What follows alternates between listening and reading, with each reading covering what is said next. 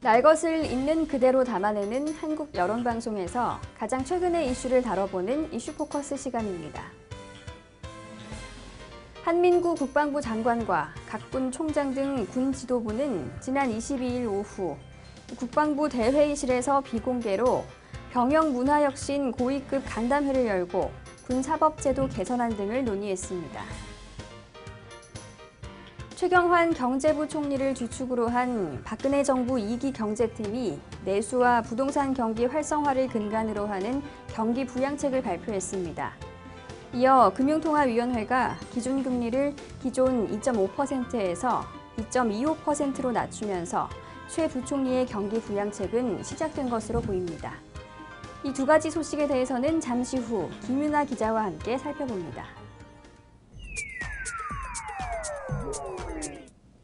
28사단 윤일병 폭행 사망 사건과 6사단의 남모상병 폭행 성추행 사건의 충격이 가시지 않고 있는 가운데 군이 수뇌부 참석하에 군 사법제도 개선 등과 관련된 고위급 간담회를 개최해 눈길을 끕니다. 김윤아 기자, 이 자세한 내용 전해주시죠. 네, 먼저 윤일병 사망 사건 재판의 진행 상황을 짚고 넘어가야 할 것 같습니다. 재판 관할 이전 문제로 중단된 28사단 윤모일병 폭행 사망 사건의 재판이 오는 29일 재개됩니다.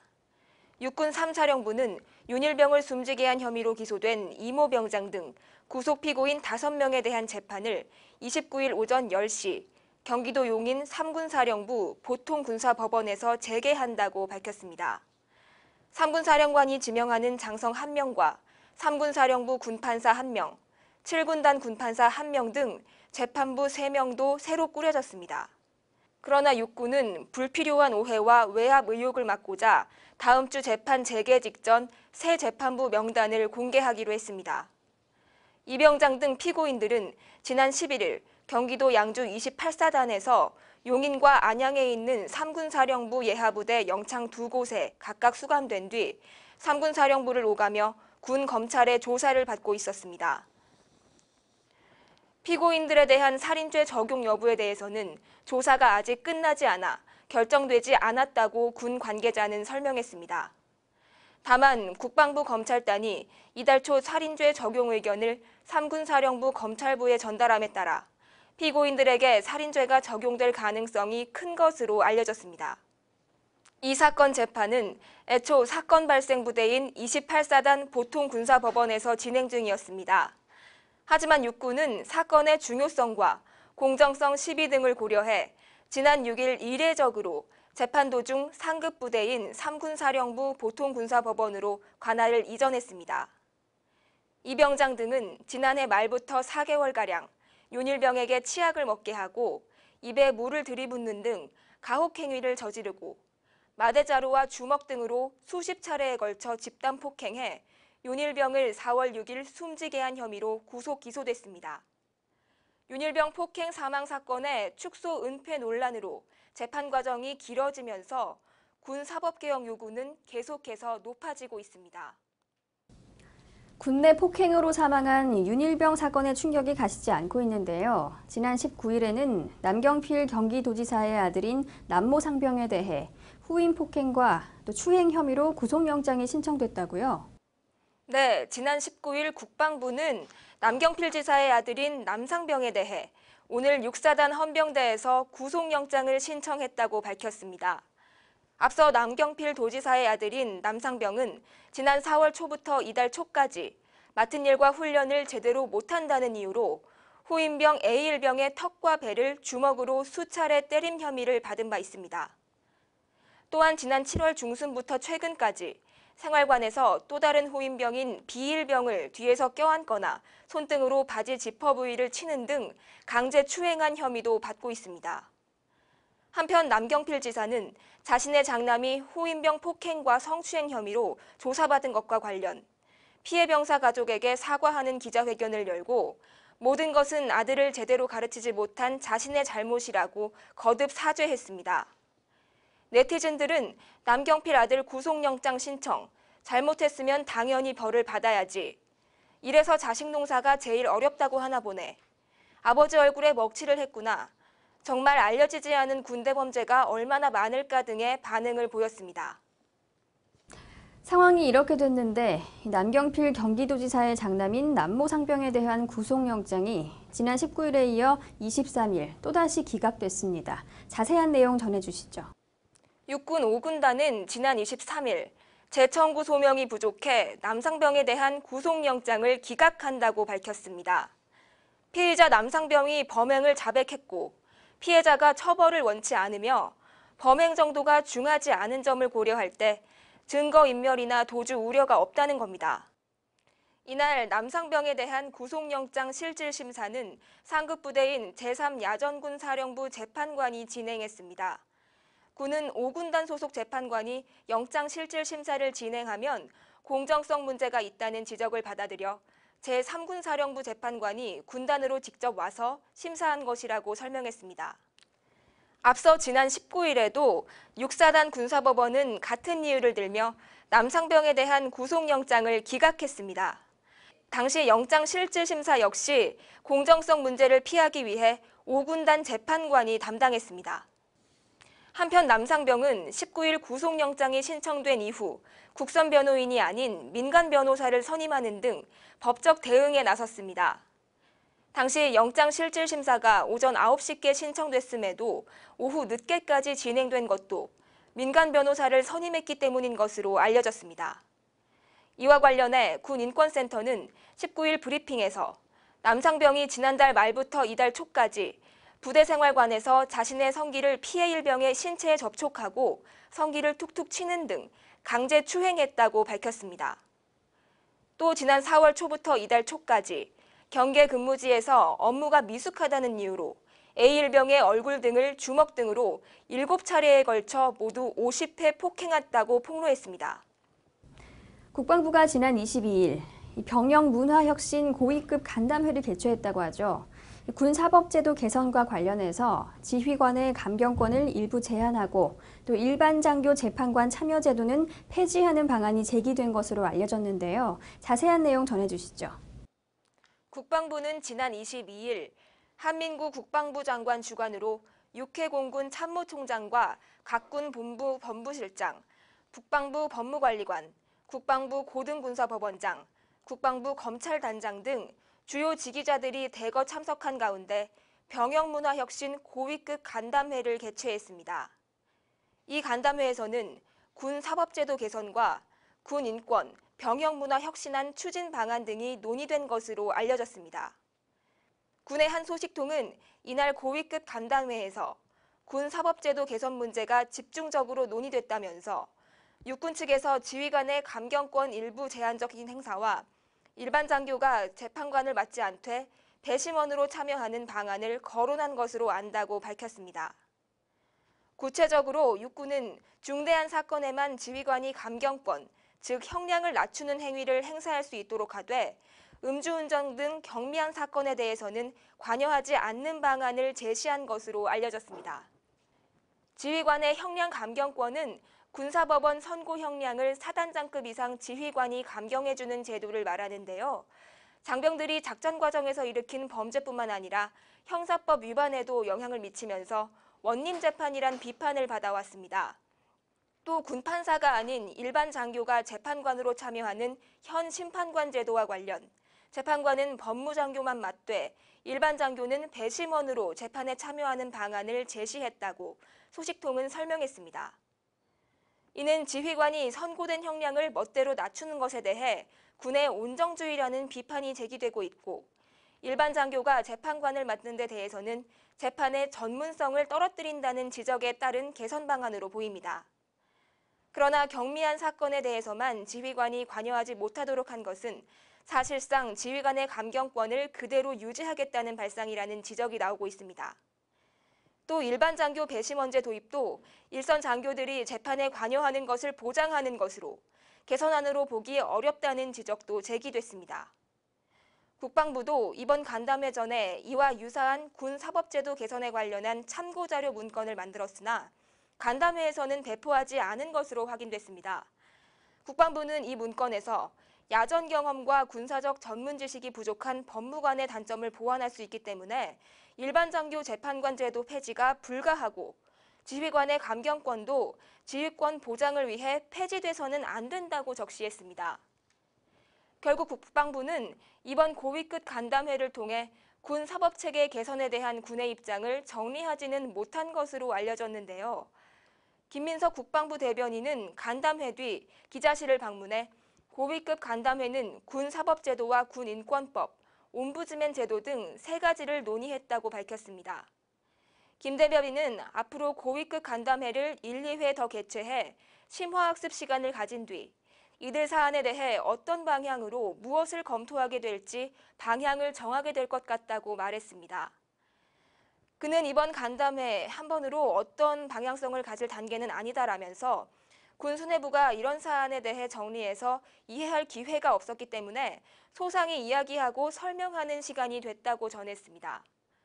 한편 이날 토론회는 당초 군 사법제도 개선 고위급 토론회로 열릴 예정이었지만 갑자기 병영문화혁신 고위급 간담회로 명칭이 변경돼 군 수뇌부가 사법제도 대폭 개선에 대해 부담감을 갖고 있는 것 아니냐는 관측이 나오고 있습니다. 그런데 이 군 사법제도 논의가 2008년에도 이루어졌었다고 하죠. 6년 전에도 똑같은 논의가 이루어졌다는 건데요. 어떻게 된 일인지 설명해 주시죠. 군 사법제도 개선 논의는 국방부가 지난 2008년 사법개혁추진위원회의 개선안을 거부하고 현 군사법체계 골격을 그대로 유지하기로 한 방침을 정한 이후 6년 만에 이루어졌습니다. 국방부는 지난 2005년 대통령 자문기구인 사법제도개혁추진위원회 사개추위가 지휘관 관경권과 보통군사법원 폐지 등의 군사법제도 개선안을 내놓자 2007년 6월 이에 찬성한다는 입장을 국회에 제출한 바 있습니다. 그러나 2008년 8월 열린 대장급 컨퍼런스에서 지휘관이 선고된 형을 감경할 수 있는 관할관 확인 조치권과 군판사가 아닌 일반 장교가 재판관으로 참여하는 심판관 제도를 유지키로 입장을 번복했습니다. 이때 사개추위가 마련한 군사법제도 개혁안의 핵심 사안을 군이 받아들이지 않으면서 군사법개혁 논의는 중단됐었습니다. 하지만 이번 간담회가 민간에서 내놓은 개선안을 수용하기 위한 회의라기보다는 오는 28일로 예정된 군 사법체계 개선을 위한 국회 법제사법위에 대응하기 위한 군 수뇌부 대책회의라는 비판을 받고 있다면서요. 네, 우선 군사법원의 형사재판에도 영관급 장교가 재판관으로 참여하는 심판관 제도에 관해 군 당국은 임무상 특수성을 이유로 제도를 유지하겠다는 입장입니다. 이에 대해 김종대 디펜스 21 플러스 편집장은 작전상 문제를 일으킨 경우는 특수성을 고려해 영관급 장교가 재판장으로 참여할 수 있지만 형사재판까지 관여하는 것은 법치주의 근간을 흔드는 것이라고 말했습니다. 군 검찰의 독립성 문제도 제대로 다뤄지지 않았습니다. 전문가들은 군 검찰은 사단급 이상 부대의 지휘관 참모 조직이라며 지휘관의 법무 참모라는 특수성 때문에 수사 과정에서 간섭에 노출돼 지휘관의 부당한 행위를 적발하는 데 한계가 있다고 말하고 있습니다. 가장 큰 문제는 군 사법제도의 폐쇄성을 극복하는 방안이 포함되어 있지 않다는 점입니다. 전문가들은 극도로 폐쇄적인 군 내부에서 일어난 사건 사고를 군이 수사도 하고 재판도 하고 처벌도 하는 방식을 탈피하지 않는 한 본격적인 개혁은 없다고 전했습니다. 그런가 하면 국방부가 지난 22일 군 사법개혁을 추진하지 않겠다는 방침이 담긴 내부 참고 문건 배포 보도에 대해 배포된 사실 자체가 없다고 밝혔다고요? 네, 국방부 담당 부서에서 작성한 이 문건은 군 사법제도 개선 고위급 토론회를 위해 작성된 자료로 국방부의 공식 입장이라고 할 수 있습니다. 따라서 이날 토론회는 사법개혁을 논의한 것이 아니라 사실상 사법개혁 불가 방침을 명확하게 하고 개혁 요구에 대한 대응 논리를 만드는 자리였다는 의혹이 제기될 수밖에 없는 상황입니다. 하지만 국방부 관계자는 해당 문건은 담당 부서에서 참고 자료로 이용하기 위해 작성된 것으로 국방부의 공식 입장은 아니라며 간담회 자리에서는 사법개혁과 관련해 다양한 의견이 나왔다고 해명했습니다. 그러면서 현재 한민구 장관은 중립적인 시각을 가지고 다양한 사법개혁 방안에 대해서 검토하고 있다며 사법개혁을 반대하는 것은 아니라고 덧붙였습니다. 앞서 국방부는 비공개로 진행되는 이날 토론회 개최 사실이 외부에 공개되고 군이 6년 만에 사법개혁에 나선다는 내용의 보도가 잇따르자 병영문화혁신 고위급 간담회로 회의 명칭을 급하게 변경한 것으로 알려졌습니다. 일각에서는 토론회 개최 사실이 언론에 알려지면서 군의 사법체계 개선에 대해 관심이 집중되는 것에 부담을 느낀 것으로 풀이하고 있습니다. 정치권과 시민단체 측은 군 사법체계 전반에 대해 대대적인 개혁을 요구하고 있지만 군 당국은 지휘관의 지휘권 약화를 이유로 현행 제도를 개선, 보완하겠다는 입장을 보이고 있어 논란이 계속될 것으로 보입니다. 국방부가 윤일병 폭행 사망 사건 이후 논의됐던 군사 옴부즈맨 제도 설치 여부를 추가 논의를 거쳐 결정하겠다는 뜻을 밝혔습니다. 자세한 내용 전해주시죠. 군사 옴부즈맨은 국회에 소속된 옴부즈맨이 군대 내부의 인권, 안전 현황과 복지 현황을 감독하게 하는 외부 감시 제도로 입법 추진 중인 군인복무기본법의 핵심 쟁점입니다. 현재까지 알려진 군 당국의 입장은 사실상 반대 분위기지만 확정된 것은 아니라는 주장입니다. 전국의 각급 부대는 한민구 국방부 장관의 특별 지시로 지휘 고하를 막론하고 전장병이 참여하는 특별 인권 교육을 실시했습니다. 김 대변인은 앞으로 회의에서 내부 의견을 청취한 뒤 본격적으로 논의를 시작할 것이라며 반대 방침을 결정해 국회에 제출한다는 보도는 사실이 아니다라고 했습니다. 그러나 이 같은 설명에도 불구하고 국방부는 옴부즈맨 제도에 대해 대내외적으로 반대 입장을 표명하고 있습니다. 지난 22일 한민구 국방장관이 주재한 병영문화혁신 고위급 간담회에서 군 수뇌부가 총출동해 군사 옴부즈맨 제도 등에 대해 논의했지만 부정적 의견이 더 많았다는 전언입니다. 앞서 13일에도 국방부는 비슷한 기능이 권익위에 있을 뿐더러 옴부즈맨이 제한 없이 모든 부대를 방문할 수 있고 요구하는 모든 자료를 다 제출하게 돼 있어 업무 범위와 권한을 제한할 필요가 있다며 부정적인 입장을 밝힌 바 있습니다. 한편 국방부는 군사 옴부즈맨 제도를 비롯해 6년 만에 군 사법체계 개선에 대한 입장을 정리해 조만간 국회에 제출한다는 방침입니다. 군부대 가혹 행위에 대한 우려가 커지고 있는 가운데 의경의 후임병 구타와 성추행도 심각한 수준인 것으로 나타났습니다. 자세한 소식 전해주시죠. 21일 통합진보당 김재현 의원이 17개 지방경찰청으로부터 받은 국정감사 자료를 보면 최근 3년간 의경부대 내에서 구타와 가혹 행위가 77건 발생했습니다. 의경이 부대 안팎에서 저지른 성추행과 성폭행은 7건으로 집계됐습니다. 구타와 가혹 행위는 서울지방경찰청에서 29건 발생했습니다. 그 다음으로 경기청 9건, 전남청 8건, 광주, 전북, 경북청 각 5건 순이었습니다. 서울청에서는 2층 침상에서 쏟은 물을 후임병이 1층에서 받아먹게 하거나 레슬링을 하자며 1시간 20분간 괴롭히는 일이 있었습니다. 경기청에서는 영어 단어를 물어보고 모르면 딱밤을 50회 때리거나 축구를 하지 않는다는 이유로 후임병에게 여름에 겨울 이불을 덮고 대기하게 한 의경들이 적발됐습니다.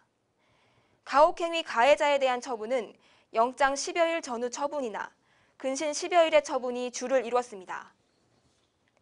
특히 가해자의 타부대 전출은 단 10건에 불과해 영창이나 근신 후 피해자와 가해자가 대부분 같은 부대에서 전역할 때까지 생활하는 것으로 나타났습니다. 성추행과 성폭행은 경기, 충남, 대구청 소속 의경들이 2건씩 부대 안팎에서 저질렀습니다. 강원청에서는 부대 안에서 1건의 성추행 사건이 일어났습니다. 성추행은 부대 침상 등지에서 성기를 만지거나 샤워를 할 때 알몸으로 춤추기 강요, 부중대원들이 모인 자리에서 바지 벗기기 등 다양한 형태로 저질러졌습니다. 경기청 소속 의경들은 지난 3월 여성을 성폭행하려다 미수에 그치는가 하면 여성과의 성관계 장면을 스마트폰으로 촬영해 퍼뜨린 혐의 등으로 입건되기도 했습니다. 김재현 의원은 군대 가혹 행위에 이어 의경부대에서도 집단적으로 이루어지는 가혹행위와 성추행이 심각하다며 성추행의 경우 투서에 의해 조사가 진행되는 점을 고려, 전수조사를 통해 실태를 파악하고 대책을 마련하는 것이 시급하다고 강조했습니다. 이런 가운데 경북에서는 병사들을 상습적으로 괴롭힌 육군 부사관이 구속됐습니다. 제2작전사령부 헌병대는 경북 지역 모 특공여단 소속 양모하사를 폭행과 가혹행위 혐의로 구속했다고 밝혔는데요. 김윤아 기자 자세한 소식 전해주시죠. 양 하사는 지난해 5월부터 최근까지 A1병 등 자신과 같은 부대에 근무하는 이병, 상병 사이 병사 4명에게 12차례가량 군기가 빠졌다는 이유로 괴롭힌 혐의를 받고 있습니다. 지난 5월 유격훈련 때는 A1병 등에게 자신의 빨래와 전투화 손질을 시킨 것은 물론 5시간 동안 소변을 보러 가지 못하게 강요한 혐의도 받고 있습니다. 양하사는 특히 A1병 등 병사들이 부대 지휘관에게 보내는 마음의 편지에서 자신을 언급했다는 것을 알게 되자 자살할 생각이 들 때까지 괴롭혀주겠다, 부대에서 없어지도록 해주겠다 등의 폭언을 한 것으로 드러났습니다. 이 같은 행위는 일부 병사들이 탈영을 하고 싶다는 내용의 마음의 편지를 보냄에 따라 이루어진 부대 자체 조사에서 덜미를 잡혔습니다. 군 내에서 가혹행위가 반복되고 각종 비리가 은폐 고착화하는 원인 중 하나로 내부 고발이 제한되는 군의 현실이 지적되고 있다면서요. 네, 내부 고발자는 배신자라는 부정적 인식과 군대 보안을 위해 만들어진 현행 제도가 내부 고발을 어렵게 한다는 목소리가 높습니다. 육군 28사단 윤모일병 폭행 사망 사건을 폭로했던 군인권센터는 지난 19일 남경필 경기도지사의 장남 남모 상병의 후임병 폭행 및 강제추행에 대해 군 당국이 사건을 은폐, 축소한다며 의혹을 제기했습니다. 근거는 제보받은 육군 6사단 헌병대 수사 속보였습니다. 군인권센터 임태훈 소장은 수사 속보 제보자는 신원을 숨기기 위해 메일 하나만 보낸 뒤 메일 계정을 삭제했다며 현역 군 간부인 것만 알고 있는데 브리핑이 끝나면 군 내부적으로 색출하려고 할 것이라고 밝혔습니다. 그는 제보자가 군을 믿을 수 없어 제보를 한다고 밝혔다고 전했습니다. 실제로 군에서 내부 고발은 쉽지 않습니다. 내부 고발을 하려면 군복 벗을 각오를 해야 합니다. 군의 한 소식통은 군에서 내부 고발을 하면 고발 내용의 해결보다 고발자 색출을 우선시하기도 한다며 이런 분위기에서 내부 고발을 하는 것은 정말 어려울 것이라고 말했습니다. 군의 한 관계자는 내부 고발자는 대부분 걸리게 돼 있다며 이럴 경우 진급은 끝났다고 봐야 한다고 귀띔했습니다. 일선 부대의 한 영관급 장교는 상명하복의 군 특성상 내부 고발은 상관을 배신하는 행위로 여겨질 수 있다고 밝혔습니다. 병사들의 소원 수리 역시 일종의 내부 고발이지만 병들은 제도 자체를 신뢰하지 않습니다. 비밀 보장이 되지 않아 보복당하기 쉽고 군이 제대로 조치하지 않는 경우도 있기 때문입니다. 군은 소원 수리 제도 외에 국방 헬프콜 전화, 군 감찰실 등 내부 신고 채널을 운영하고 있지만 실효성에 대한 지적이 자주 거론되고 있습니다. 군 규정상의 구조적 문제도 있습니다. 군인 복무규율 25조 4항은 군인의 복무와 관련된 고충사항을 진정, 집단 서명 기타 법령이 정하지 않은 방법을 통해 군 외부에 그 해결을 요청해서는 안 된다고 명시하고 있습니다. 군 보안을 염두에 둔 규정이지만 복무와 관련된 고충사항을 해결하기 위해 외부의 도움을 구할 여지를 봉쇄하고 있는 겁니다. 군 전문가들은 군의 내부 고발을 독려하려면 비밀 유지와 책임자 처벌을 강화하고 전문 외부기관에 군을 점차 개방해야 한다고 지적합니다. 민관군 병영문화혁신위 2분과 위원장인 신인균 대표는 사건 사고 은폐에 대한 처벌을 강화해야 한다며 내부 고발이 공익 차원에서 꼭 필요하다는 명예심을 심어주는 것도 좋은 방법이라고 말했습니다. 신 대표는 내부 고발자를 해야 할 일을 한 사람으로 인정해주는 분위기를 조성하려면 인식의 전환도 필요하다고 덧붙였습니다. 문무철 국민권익위 조사관은 전문적인 권한과 집행력을 가진 외부기관이 군을 상시로 감시해야 한다며 꾸준한 교육과 훈련을 통해 인권에 대한 장병들의 인식과 문화를 바꾸는 것도 중요하다고 조언했습니다. 군내 가혹 행위가 끊이지 않고 있는 이유 중 하나가 이 지휘관 마음대로 가해자의 형량도 줄이고 또 재판장도 선임할 수 있는 독특한 군 사법제도 때문입니다. 국방부가 개선책을 논의하기 시작했는데 시작부터 별 희망이 보이지 않는다고요? 네, 지난 2010년부터 지난해까지 군내 가혹행위 가해자에 대한 실형 선고율은 1.8%에 불과했습니다. 가혹행위가 일어난 데 대해 지휘 책임을 져야 할 지휘관이 군 검찰의 수사와 군법원의 재판을 사실상 좌지우지하기 때문인데요. 군 검찰의 영장 청구와 기소 때 결재권을 행사하는 것은 물론 일반 장교를 재판장으로 선임할 수 있고 선고 형량까지 줄일 수 있습니다. 완전히 원님 재판이 되는 셈입니다. 그러다 보니 솜방망이 처벌이 반복되면서 가혹행위가 근절되지 않고 있다는 지적이 끊이지 않고 있습니다. 문제는 일반 장교의 재판관 선임 제도와 지휘관의 형량 감경권을 완전 폐지하기 어렵다는 의견이 군내에 많다는 점입니다. 법무관은 야전 경험과 군사적 전문성이 떨어지기 때문에 일반 장교가 재판관을 맡아야 하고 지휘관의 감경권도 지휘권 보장 측면에서 유지돼야 한다는 논리입니다. 지난 2008년에도 지휘관 감경권과 보통 군사법원 폐지를 핵심으로 하는 군사법 개혁안이 추진됐지만 군 수뇌부의 반발로 무산된 적이 있습니다. 윤일병 사건을 계기로 6년 만에 군사법제도 개선을 논의하고 있는데 갈 길은 멀어 보입니다. 네, 군내 가혹행위 처벌에 관한 논란을 시작으로 불거진 군사법제도 개선 논의에 관해서 김윤아 기자가 취재하셨는데요. 어떤 생각 들던가요? 네, 군 내부의 폐쇄적인 문화를 개선하지 않으면 군 사법제도 개선에 관한 논란은 계속해서 제자리 걸음을 할 것으로 보입니다. 6년 만에 다시 이루어진 군 사법 개정 논의인데 6년 전과 다를 바 없이 끝나서는 안 될 것입니다.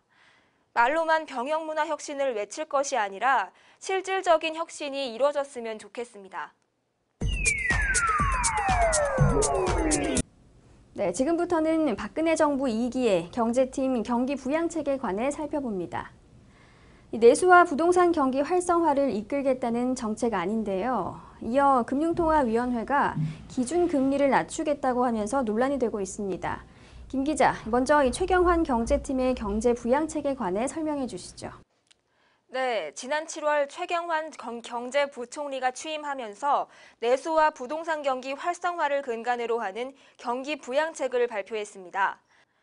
정책의 주요한 내용은 정부가 SOC 사업 등에 41조 원 이상의 재원을 투입해 경기가 본격적으로 회복될 때까지 확장적 거시경제 정책을 유지하고 기업 이익에 대해서도 투자, 임금 인상, 배당 등에 활용하지 않는 일정 부분에 대해서는 추가로 과세를 추진하는 한편 임금 인상과 비정규직 정규직 전환으로 민생 안정을 유도한다는 내용 등을 골자로 하고 있습니다.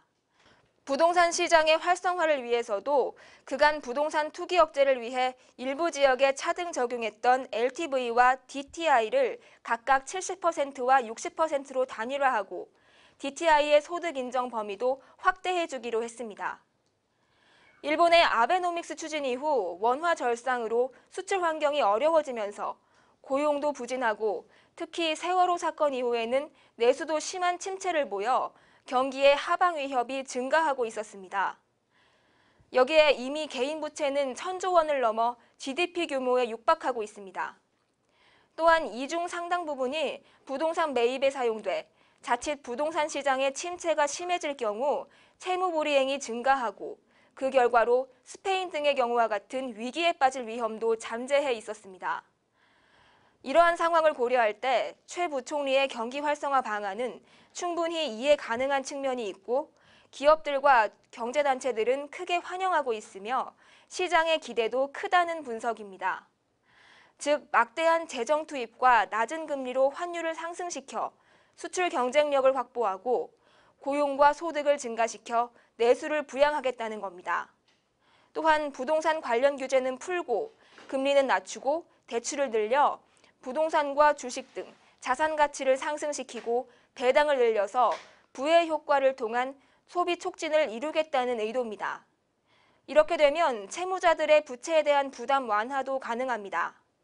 특히 미국 등의 선진국의 경기 회복에 따른 시너지가 있으면 더 큰 효과도 기대할 수 있을 것입니다. 그러나 다른 한편으로 많은 우려가 상존하는 것도 부정할 수 없습니다.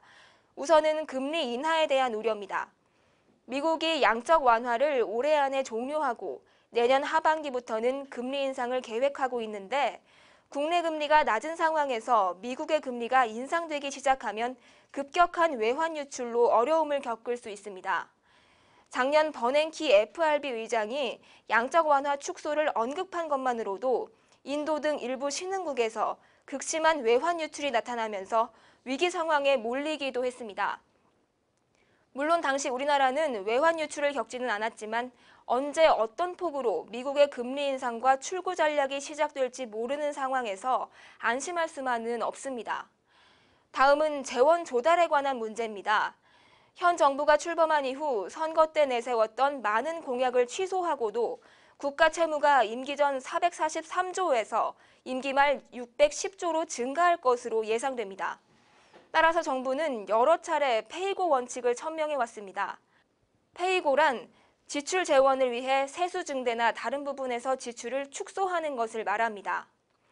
이번에도 재정 보강과 정책금융, 외환을 통해 재원을 마련하겠다고는 하지만 세부적인 내용에 대해서는 불확실할 뿐만 아니라 상당 폭의 추가적인 재정 적자도 감수하려는 듯 보입니다. 만약 이 정책의 효과에 비해 국가 부채만 크게 늘게 된다면 이는 후에 커다란 부담으로 남게 됩니다. 배당을 통한 소득 증대와 소비 촉진에 대해서도 회의적인 시각이 있는데요. 실제로 배당을 늘릴 기업의 수도 그리 많지 않고 삼성전자, 포스코 등 대표할 만한 대부분 기업의 외국인 지분율이 50%를 넘는 상황에서 배당금은 주로 외국인이나 대주주 또는 기관 투자가 등에게 돌아갑니다. 또 소액 개인 주주들이나 소비가 급한 저소득층에게는 별다른 혜택이 되지 못합니다. 증시를 부양하는 효과는 있겠지만 소비 지출 증가로 연결될 부분은 크지 않아 보입니다. 또 기업이 자신의 이익을 어떻게 처분할 것인가는 기업들 자신이 판단할 문제입니다. 자유경제체제에서 기업이 투자나 지출을 늘리도록 다양한 지원책을 제시하는 경우는 많지만 유보한다는 이유로 별도의 과세를 하는 것이 적절한지에 대한 논란도 있습니다. 부동산 정책의 경우에도 그 실효성에 문제가 있습니다. 지금 사람들이 아파트를 사지 않고 있는 것이 대출이 어려워서라기보다 주택 보급은 충분한데 수요는 줄고 특히 수도권의 경우 재건축에 대한 부담도 크기 때문일 것이라는 의견도 있습니다. 자칫 이번 정책에도 불구하고 부동산 시장이 침체에서 크게 벗어나지 못하고 다시 금리를 인상해야 할 경우 오히려 개인의 부채는 늘고 채무 불이행이 늘게 돼 금융권은 물론 국가의 위기로까지 번질 가능성을 배제할 수 없습니다. 네, 이런 가운데 전국경제인연합회가 경제 전문가들을 대상으로 경제 상황 인식, 새 경제팀 경제 정책 방향, 통화 신용 정책, 경제 전망 등에 관한 설문조사를 실시했다고요? 네, 전국경제인연합회는 최근 민간국책연구소, 학계 및 금융기관의 경제 전문가 37명을 대상으로 경제 상황 인식, 새 경제팀 경제 정책 방향, 통화 신용 정책, 경제 전망 등에 관한 설문조사를 실시했습니다. 최경환 경제팀이 주력해야 할 경제정책 방향으로 경제 혁신과 내수 활성화가 꼽혔습니다. 이를 위해 우선 규제 개혁이 선행돼야 한다는 조사 결과가 나왔습니다. 이번 조사에서 최경환 경제팀이 발표한 경제정책 방향 중 주안점을 둬야 할 분야로 응답자들은 경제 혁신과 내수 활성화를 제시했습니다. 또 경제혁신과 내수 활성화를 위한 세부 중점 과제로 각각 규제 개혁과 확장적 재정, 금융정책을 가장 많이 꼽았습니다. 이번 조사에서는 우선 최근 우리 경제 상황을 묻는 질문에 대해 경제 전문가의 51.4%가 저성장의 현실화로 일본의 장기 불황을 답습할 우려가 있는 심각한 상황이라고 응답했습니다. 45.9%는 회복 국면에 있지만 세월호 여파 등으로 경기 회복의 모멘텀이 저하되고 있다고 답했습니다. 경제 전문가들은 우리 경제가 당면한 가장 큰 문제점으로 부동산 경기 회복 지연 및 가계부채 심화와 세월호 사고 이후 경제심리 위축을 지목했고, 우리 경제의 구조적 문제점으로 신성장 동력 부재와 민간 소비 및 투자 부진을 지적했습니다. 또 새 경제팀의 경제정책 방향과 관련해서는 긍정적으로 평가하는 의견이 많았습니다. 응답자의 54.1%는 적절하다고 답했고, 이어 보통 29.7%, 부적절 16.2% 순으로 나타났습니다. 가계소득 확충 방안의 일환으로 제시된 기업소득 환류세제에 대해서는 실질적 법인세 증가로 장기적 투자 위축이 우려된다는 의견이 내수 활성화에 긍정적인 효과가 기대된다는 의견보다 많았습니다. 경제 회복을 위해 추가돼야 할 정책 과제를 묻는 질문에는 수도권 환경 등 대표적인 규제 개혁을 가장 많이 답했고, 기업 투자 인센티브, 경제 심리 부양, 가계부채 대책 순으로 응답했습니다. 하반기 금리 정책 방향과 관련해서는 기준금리를 인하해야 한다는 의견이 다수를 차지했습니다. 응답자의 77.8%는 인하해야 한다고 응답했고, 현 수준으로 동결해야 한다는 답변은 22.2%에 그쳤습니다. 금리를 인상해야 한다는 의견은 없었습니다. 경제 전문가의 4명 중 3명은 새 경제팀의 경제 정책이 차질 없이 진행될 경우 내수 경제가 올해 내 세월호 사고 이전 수준으로 회복될 것으로 예상했습니다. 또한 새 경제팀의 경제 정책이 계획대로 추진될 경우 올해 경제 성장률을 3.6%, 내년 경제 성장률을 3.9%로 전망했습니다. 김용옥 경제정책팀장은 경제 전문가들이 현재 경제 상황을 일본의 장기 불황을 답습할 우려가 있는 심각한 상황으로 보고 있다며 적극적인 경제 혁신과 규제 개혁 정책을 추진해 경제 활력을 높여야 한다고 말했습니다. 네, 이런 가운데 시중은행들이 한국은행의 기준금리 인하를 빌미로 예적금 금리를 무더기로 내리고 있다고요? 네, 그렇습니다. 더구나 이들 예적금 금리의 인하폭이 기준금리 인하폭보다 훨씬 큰 반면 대출금리 인하폭은 미미한 수준입니다. 각종 우대금리나 고객 혜택마저 축소해 은행들의 입속 챙기기가 지나치다는 비판의 목소리가 높습니다.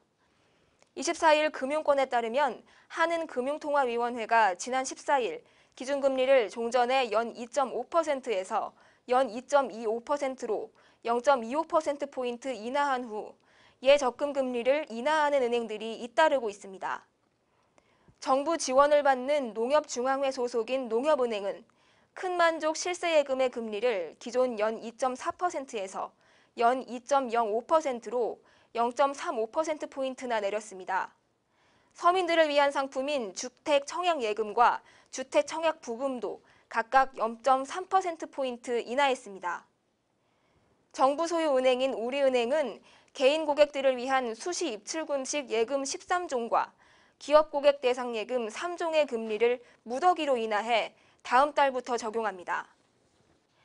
고객 혜택도 대폭 줄여 월 20회에서 30회 자동이체 입출금 수수료를 면제해주던 혜택을 월 10회로 줄여버렸습니다. 금리 변경이 신규 가입자에게만 적용되는 일반 예적금 상품과는 달리 수시 입출금식 예금의 금리 인하와 고객 혜택 축소는 기존 가입자에게도 적용됩니다. 높은 금리를 원해 월급 계좌 등을 바꾼 고객이라면 분통이 터집니다.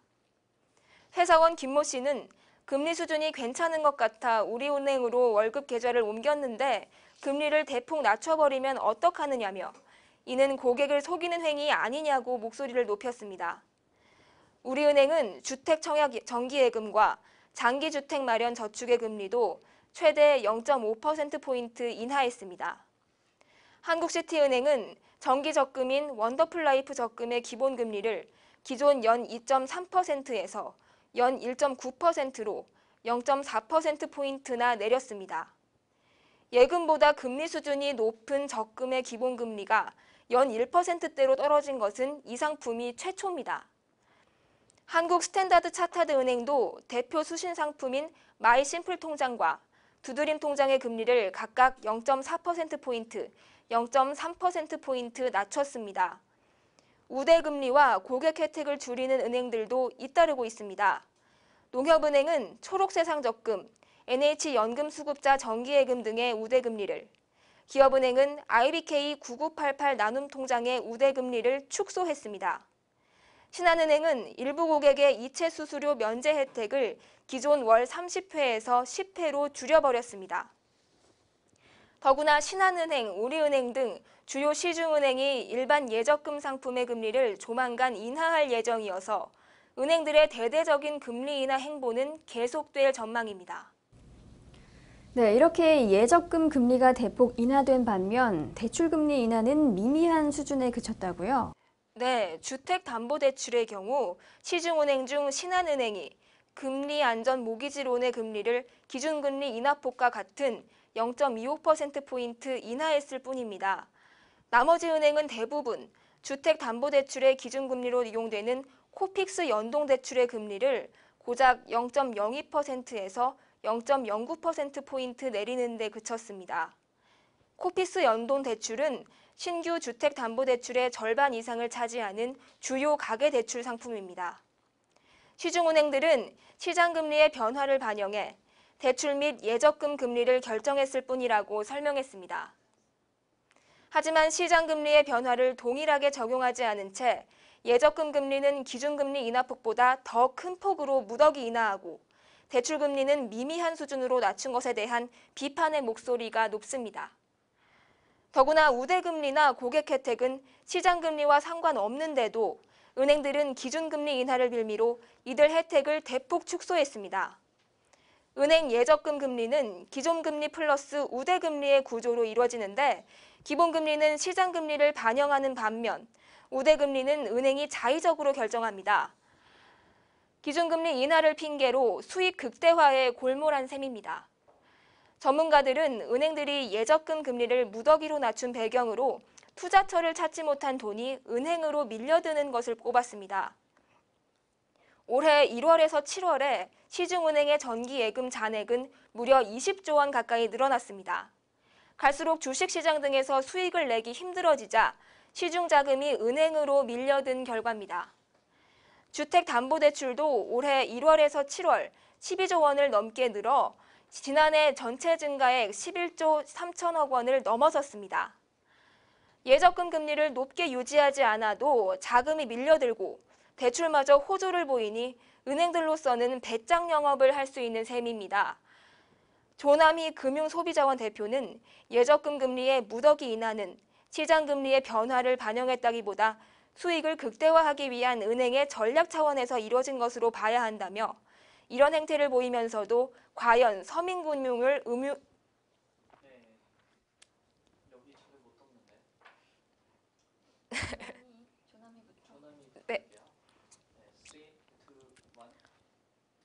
조남희 금융소비자원 대표는 예적금 금리의 무더기 인하는 시장금리의 변화를 반영했다기보다 수익을 극대화하기 위한 은행의 전략 차원에서 이루어진 것으로 봐야 한다며 이런 행태를 보이면서도 과연 서민금융을 운운할 자격이 있는지 의문이라고 말했습니다.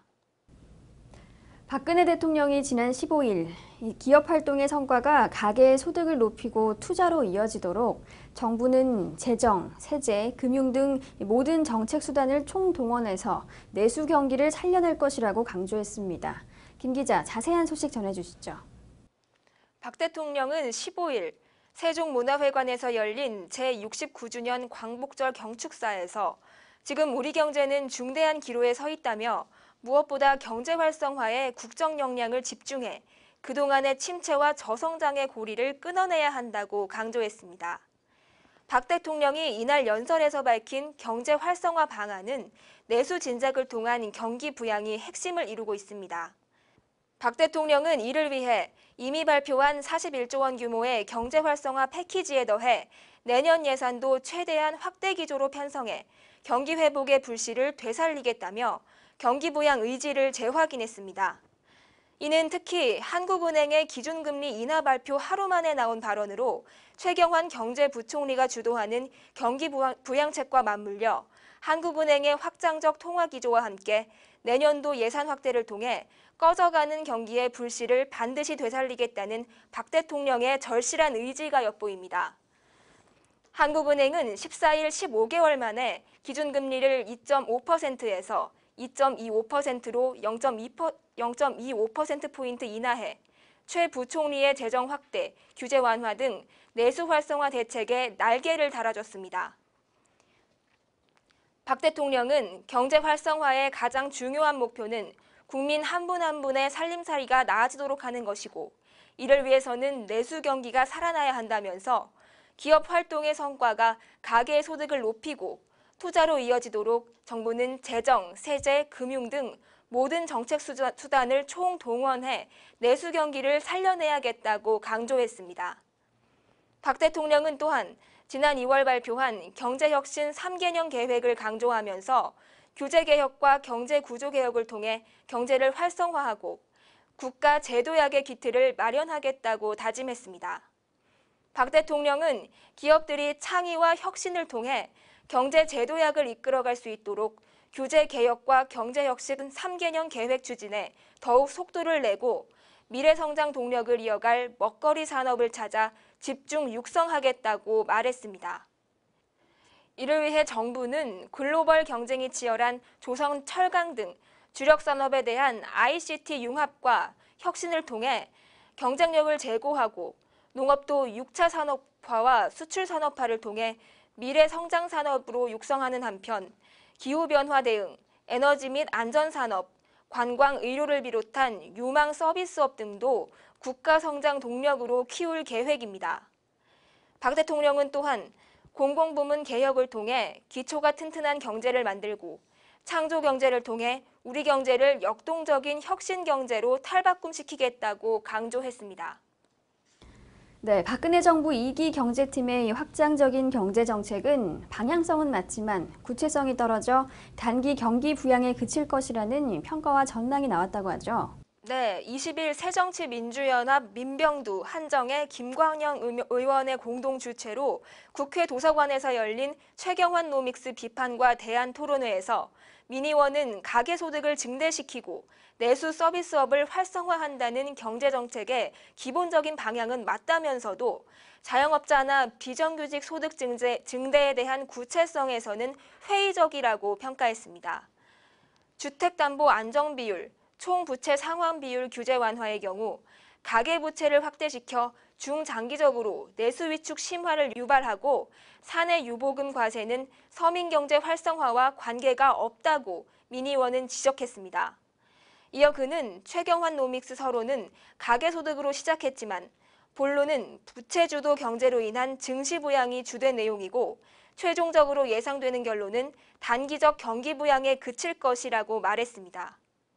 민 의원은 비정규직 소득 증대를 위한 대안 정책으로 노사정위원회의 역할을 강화해서 최저임금 인상, 비정규직 소득 증대 방안, 비정규직 대항력 강화, 노동시장 양극화 해소 방안 등을 포괄적으로 논의하며 일괄 협상을 진행할 필요가 있다고 말했습니다. 이와 함께 새 경제팀의 경제정책에는 정책 목표와 관련성이 떨어지고 논리적으로 앞뒤가 맞지 않는 정책이 많다는 지적도 나왔습니다.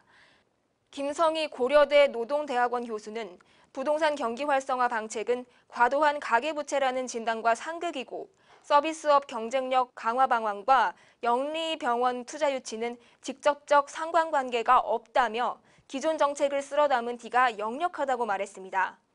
최경환 경제팀의 정책 기조, 박근혜 정부 2기 구상의 진정성을 의심하게 되는 대목이라고 밝혔습니다. 새 경제팀의 세제 정책에 대한 비판도 이어졌습니다. 강병구 인하대 교수는 최경환 노믹스의 가계소득 증대 세제는 도입 취지와 달리 내용은 매우 빈약하고 정책 목표를 달성하기 어려운 구조이며 2014년 세법 개정안은 전반적으로 공평성보다는 효율성에 치중하고 세수 확충 노력은 미흡한 것으로 평가된다고 말했습니다. 강 교수는 최경환 경제팀의 경제정책이 소득주도형 성장 전략으로 평가받기 위해서는 실제로 친노동적인 분배 정책과 전략을 추구해야 한다고 조언했습니다. 그는 노동소득 분배율을 높이는 강력한 분배, 재분배 정책이 필요하다며 급격히 증가하는 국채 규모를 고려할 때 사회보장세 도입 등 복지재원 조달 방안에 대한 포괄적인 사회적 논의가 필요하다고 덧붙였습니다. 네, 이 정부의 내수 경기 활성화 정책과 한국은행의 기준금리 인하로 인한 논란이 사그러들지 않고 있는 상황이군요. 이 김윤아 기자는 이에 대해 어떻게 보고 있나요?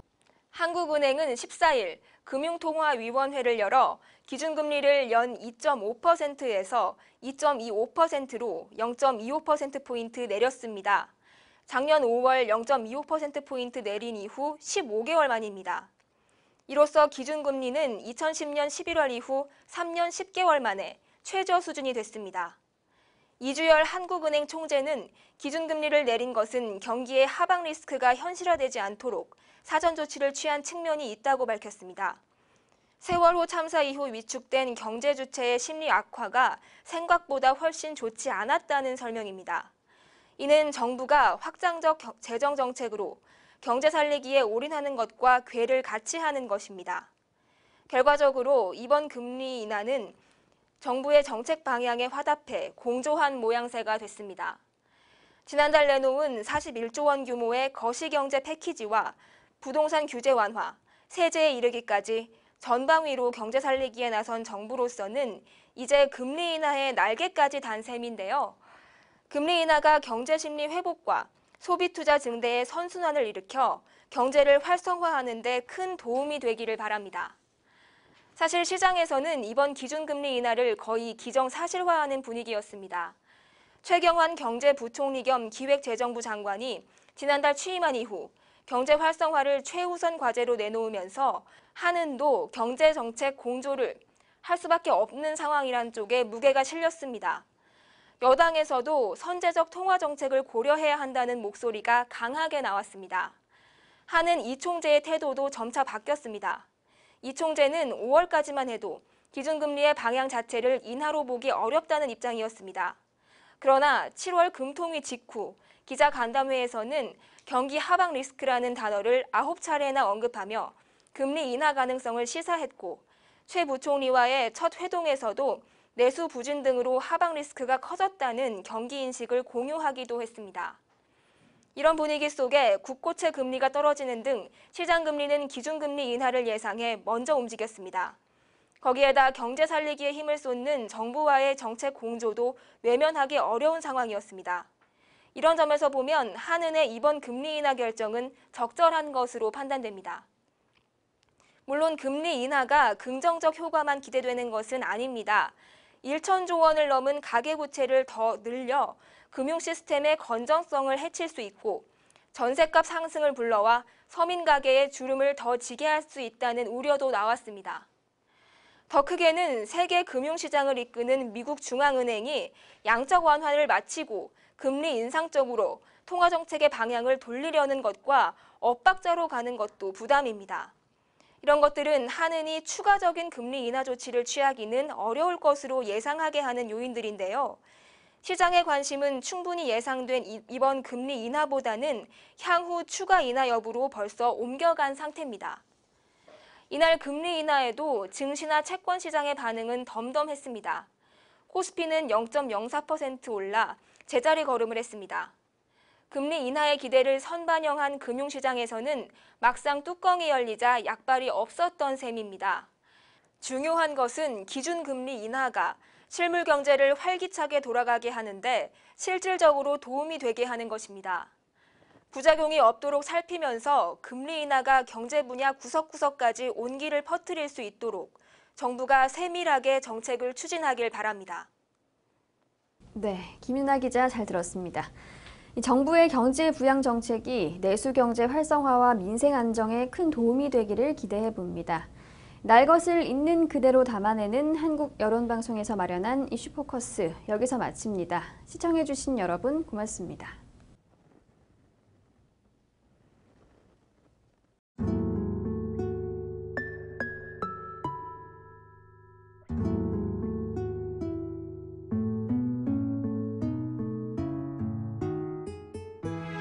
이곳은 온 국민을 안타깝게 하고 있는 세월호 침몰 사고가 발생한 진도 패목항입니다.